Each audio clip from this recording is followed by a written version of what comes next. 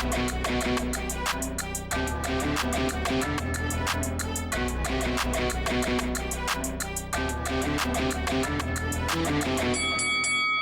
guys, welcome to Boxing Squared for boxing news and views from around the internet.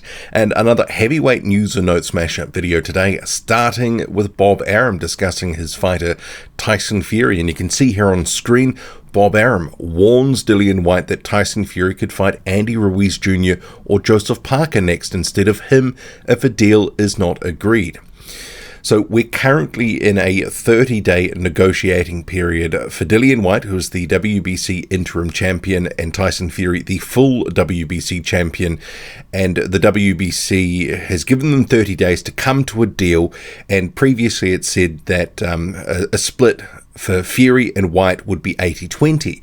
But Whyte is pushing back on that. He's trying to get a bigger end of the wedge. And seemingly Bob Arum is trying to push back and warn him, you might not get the fight next. And, who knows? This is also, I think, a warning to the WBC from Bob Arum, because he's not saying he would drop the belt. What he is saying is they would fight for Tyson Fury's other trinkets that he's got. So Arum told TalkSport, if we can't come to a deal with Dillian Whyte, we'll do a fight for the Ring Magazine belt and the lineal title, and we'll pick another opponent. We've got to get Tyson back in the ring by the end of March. Frank Warren and I are determined to come to him with an opponent that's acceptable, and we'd love to do that fight in Cardiff. Andriy Ruiz Jr. is a possibility. Joseph Parker, I see, had a good victory over Derek Chisora. That could be a possibility. And we're looking at a couple of other names that might be appropriate. So I note that some stories, and then including this one, has sort of hinted that Fury might be dropping the WBC belt. I'm not hearing that from Arum at all. What I'm hearing is he's saying, cut the WBC out altogether, and that Fury would fight for the ring belt and the lineal title, which he's held, and that would be all that's on the line. So it wouldn't be a sanctioned WBC title fight.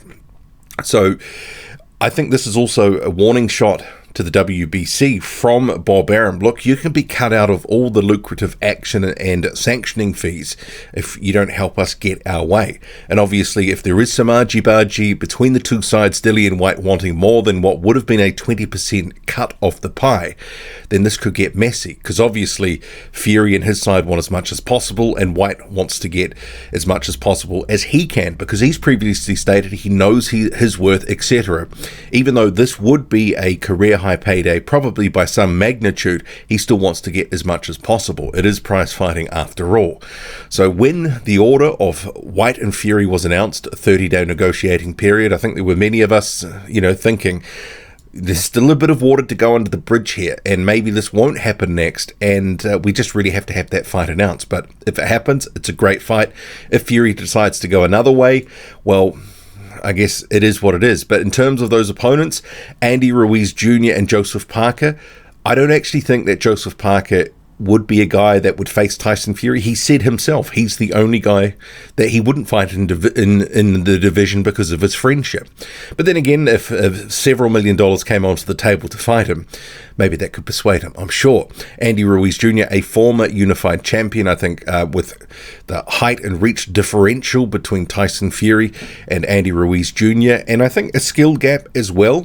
Andriy Ruiz Jr. works mainly as a counterpuncher. I think Tyson Fury would be a hot favorite for that fight, and also against Joseph Parker. But we shall move on. Derek Chisora, who just lost to Joseph Parker, a couple of posts that I wanted to touch on. This one here, quick video, which we will play. Take a listen. Man, just thank you very much for having me again. Last night was a great fight.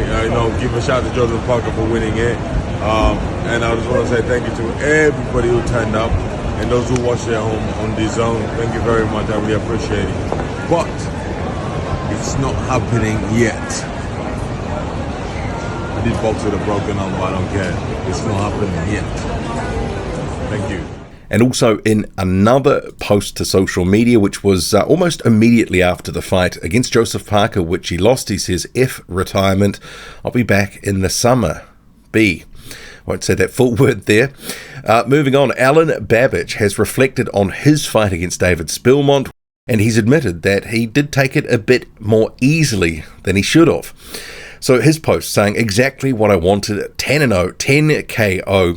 I pushed through hell to do that. Last 2 years have been abnormal, and I went to the extremes, taking every fight available while paying the price in surgeries and such, but I did it. I did everything I said I will. I never backed down. The fight was hard, and I will learn from it. Never underestimate anyone. It was the first fight which I took way too easily and almost paid the ultimate price. In the year of the upsets, my story almost became one, but I didn't. And that's what separates champions from journeymen. First time ever, I will take some rest.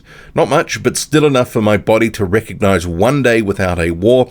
Thank you all for the unbelievable support. I heard every single one of you. It means a world to me. Hashtag Savage and 10-0, 10-KO. Alen Babic there.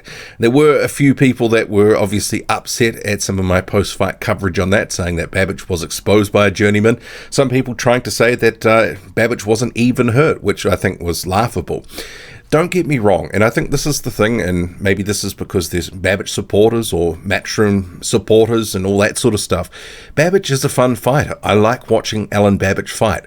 I just think he's got a level, and we've seen more of it in recent fights, not just this one fight, but he is a fun guy. He's working this persona, and he's grifting a living here out of the sport at a pretty hard time to be a heavyweight, given the pandemic and some of the sort of machinations of the division promotional companies. But Babich, he's a fun watch. But I'm keeping expectations in check, because I think he's going to come a cropper at some point when he faces someone that is actually something approaching a top heavyweight. Just my view. Moving on. So the promoter for Vladislav Sirenko is defending the stoppage of Andriy Rudenko when the pair met in this past weekend. One of the strangest stoppages that you'll see. And apparently it was for holding, but on the night, the referee just exclaimed it as a TKO stoppage. So his promoter, B1 General Manager Alon Newman, answered questions about Vladislav Sirenko's match. So there was a couple of questions in between, but I've sort of, for space, I had to delete it through Google Translate. But the third question, he was asked about the stoppage. Yes, the judge was quite right to stop the fight. Rudenko hung up in his arms, did not box, and did not let boxing. Clinch should be either active or non-active. The judge considered Rudenko's behavior unwilling to continue the fight and issued one warning and then another and finished the fight. No one has the right to make a fair decision of the referee and to deny it. So the translation's not perfect, but he's defending this really weird and bizarre stoppage, and I do implore you to find the fight and watch that. There was actually not a terrible amount of holding in the first 3 rounds. There was a warning almost out of nowhere in the 4th round, and that's it wasn't a warning, so it was straight to a point deduction, I should say. And then a couple of rounds later, Andriy Rudenko eats an uppercut. And then he falls in for a second, ref waves it off. He wasn't hurt by the punch. Presumably, they're saying this is a disqualification or something like that for holding, although this was ruled as a stoppage. So he was stopped on his feet and did not complain. As I said in my post-fight video, very suspicious. Very, very suspicious. Anyway, what do you make of it all? Drop a comment, loud and often, hit like, hit subscribe, follow me on Twitter, boxing_squared. I'm out.